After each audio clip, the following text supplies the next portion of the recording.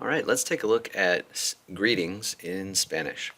Now, as we go through these greetings, there will be some greetings that I will identify as being informal, which means it's a way of a form or a way of addressing someone that is either a family or a friend.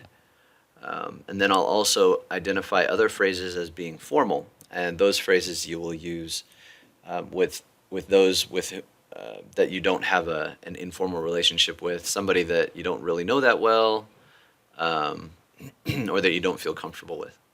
Okay, it is possible to use the informal with someone that you feel comfortable with, even though you haven't formally met them yet. So that might be a fellow classmate, a friend of a friend, um, so somebody that you're comfortable with or that you feel comfortable using the informal with. So, and that varies depending on regions, depending on countries. It's something that we as native English speakers have to pay close attention to. So just know that the informal can be used with somebody that you have not formally met yet, depending on cultural cues. So anyhow, kicking things off, we have some greetings that you've probably heard before. Buenos dias, buenas tardes, and buenas noches. Right, these are pretty standard. They can be used both formally and informally, or informal and in both formal and informal situations, right? These next two are more strictly reserved for informal speech. So, ¿qué tal? ¿Qué onda? What's up? Okay. How are you? ¿Cómo está usted? Formal. ¿Cómo estás tú? Informal. ¿Cómo le va? How's it going? That's formal. ¿Cómo te va? Informal. Estoy bien, gracias. Another way of answering how you are doing, you might say bien, normal, más o menos, or just mal, which is bad. ¿Cómo se llama usted? What's your name? That's formal. ¿Cómo te llamas tú? Informal. Me llamo. Notice that there are formal and informal ways of expressing or directing your question to when the subject is you, right? So you'll notice that you or your, okay? Because it's possible to have a formal or informal relationship with someone else, right? So there's not a formal and informal way of saying my name is, because we don't have a formal or informal relationship with ourselves as far as the Spanish language is concerned. So anyway, me llamo. ¿Y usted? Formal. ¿Y tú? Informal. Where are you from? ¿De dónde es usted? Formal. ¿De dónde eres tú? Informal. Soy de. You could even say yo soy de. Either way is possible there. Hasta pronto. Hasta luego. Le presento a. Right? So when you're presenting someone to someone else, this is formal. Te presento a. Informal. ¿Cómo se llama él?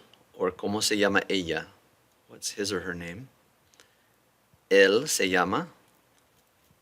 Ella se llama. Por favor. De nada. No hay de qué. Lo siento. Gracias or muchas gracias.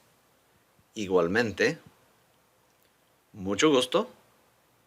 Mucho gusto is like saying it's nice to meet you, right? Es un placer. Similar, but more along the lines of it's a pleasure to meet you. So, mucho gusto, nice to meet you. Es un placer, it's a pleasure. Este es or esta es, this is. So when you're presenting someone, if you're presenting a man or someone who's male, you would use este es. If you're presenting a woman or a female, you would use esta es. Con permiso, perdón, adiós, nos vemos, hasta mañana, saludos a, chao. Okay. How do you spell that? The formal way of asking how do you spell that is ¿Cómo escribe eso?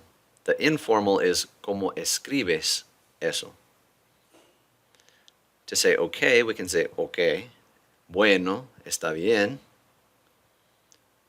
Yo también, me too. Claro, or claro que sí, means of course, and also por supuesto. Como no, why not? And finally, tengo que irme. Maybe we need to get out of that conversation. It's like the anti-greeting. Okay? All right. As we go through vocabulary and words in Spanish, a term that's important to be familiar with is cognate. Cognate refers to words that are similar, or in some instances even the same, in two different languages, right? So these are very similar to words in English. Chances are good you already know what they are. The temptation is to let English pronunciation sneak in. Don't let it do that.